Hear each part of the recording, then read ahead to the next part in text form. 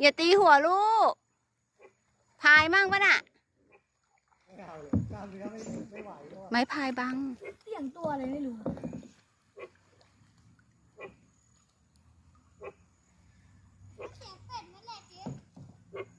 มีเป็ดด้วยเหรอ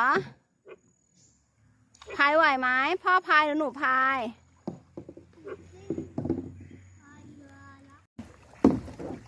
แสงไปไหน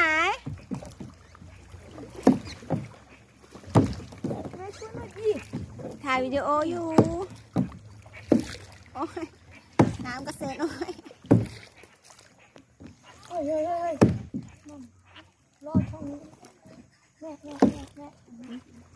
ม่ชนแม่ชนแม่ชนเกี่ยวมาอะไรตรงนี้ล่ะ